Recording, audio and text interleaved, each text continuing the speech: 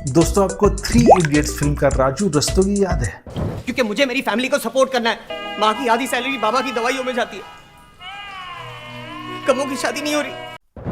हम सब अपने लाइफ में कभी ना कभी राजू के किरदार में होते हैं। बचपन से ब्राइट स्टूडेंट था। माँ बाप को लगा ये हमारी गरीबी मिटाएगा। मैं डरने लगा। और ठीक उसी की तरह हमारा प्रॉब्लम भी काबिलियत का नहीं होता। हमारा प्रॉब्लम होता है भविष्य की चिंता में ओवर थिंकिंग। हमारे दिमाग में एक रिस्क कैलकुलेटर होता है। वो जानना चाहता है कि भविष्य में कौन कौन से खतरे पॉसिबल हो सकते हैं। वो सिर्फ आपको सुरक्षित रखने की कोशिश करता है।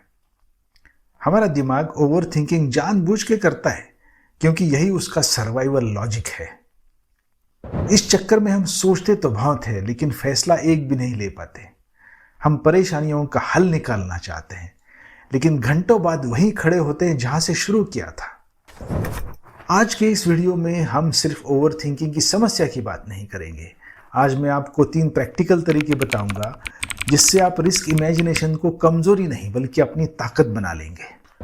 दोस्तों, सक्सेसफुल स्टॉक मार्केट ट्रेडर्स, सफल स्पोर्ट्समैन और पॉलिटिशियंस भी ज्यादा सोचते हैं। भविष्य के खतरे को देखने की उनकी क्षमता बहुत ज्यादा होती है। उसी हिसाब से वो अपनी चाल चलते हैं और कामयाब भी होते हैं।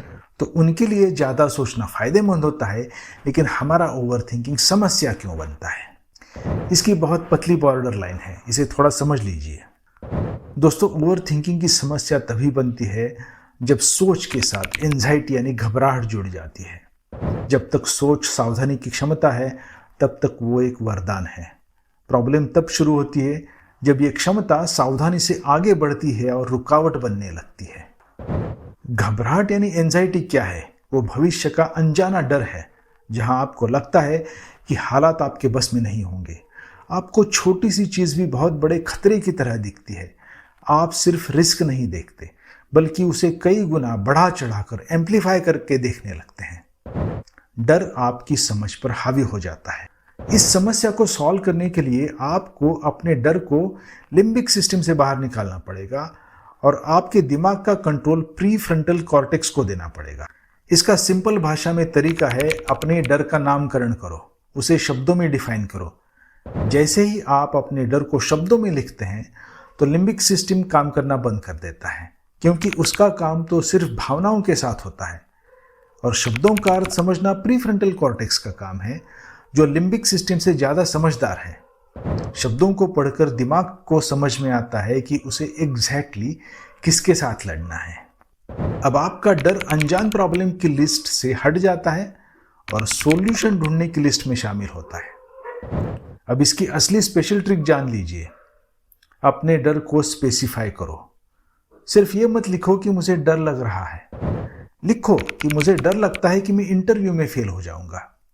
अब आपका दिमाग सिर्फ इंटरव्यू पे फोकस करेगा और उसका हल सबसे फास्ट खोजने की कोशिश करेगा। इसी सिचुएशन में हमें और एक बड़ी गलती कर सकते हैं।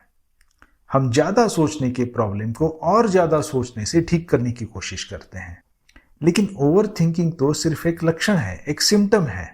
असली जड़ है एंजाइटी। घबराहट में शरीर को भी लगता है कि वो भी खतरे में है और उससे एंजाइटी और बढ़ती है। इसलिए दिमाग से पहले शरीर को सेफ महसूस कराना हमारा अगला सॉल्यूशन है। पहली स्टेप है, अपनी नींद पूरी कर लो। अगर आप 8 घंटे नींद नहीं लेते तो दिमाग हमेशा पैनिक मोड में रहता है, ओवर थिंकिंग करने लगता है। दूसरा स्टेप है 30 मिनट की फास्ट वॉकिंग और उसके बाद एक फ्रेश शॉवर। फिर 5 मिनट शांति से बैठ के डीप ब्रीदिंग कर लो। ये प्रैक्टिस आपको हाइपर स्टेट से निकालती है। साइंस की भाषा में आप सिंपैथेटिक से निकलकर पैरासिम्पैथेटिक स्टेट में आते हैं। अब आपका शरीर शांत है, दिल की धड़कनें नॉर्मल हैं, तो उस कागज को पढ़िए जिस पर आपने अपने स्पेसिफिक डर लिखे थे।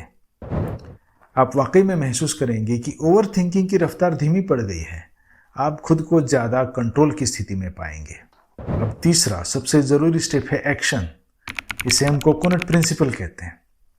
दोस्तों, हमारा दिमाग आलसी भी होता है लेकिन शातिर भी होता है। वो काम करने की बजाय सोचना ज्यादा पसंद करता है।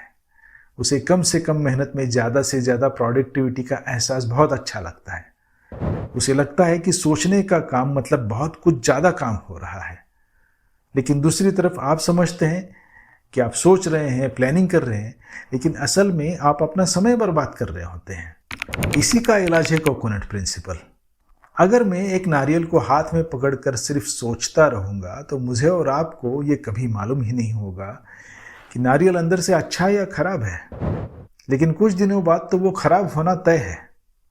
अब मैसेज सिंपल है, एक्शन ले लो, नारियल को फोड़ के देखो। जब आप एक्शन लेते हैं तो ओवर थिंकिंग अपने आप गायब हो जाती है। इन 3 तरीकों के अलावा और भी बहुत सारे तरीके हैं, जैसे दोस्त के साथ या पार्टनर के साथ अपनी प्रोग्रेस शेयर करते रहो, बातें करो, मेडिटेशन है, ब्रीदिंग टेक्निक्स है, ग्रेटिट्यूड जर्नलिंग से भी बहुत फ़ायदा होता है। लेकिन एक सबसे ज़रूरी बात याद रखिए, अगर आप लंबे समय से एंजाइटी से परेशान हैं या किसी भी मेंटल हेल्थ की समस्या से जूझ रहे हैं तो professional qualified psychologist, psychiatrist, doctor से ट्रीटमेंट लें। अगर आपको ये वीडियो अच्छा लगा है तो अपनों के साथ शेयर कीजिए, लाइक कीजिए, सब्सक्राइब कीजिए और मेरे चैनल के बाकी वीडियोस भी अच्छे हैं, देखिए, अपने कमेंट्स दीजिए। अपना ख्याल रखिए। धन्यवाद।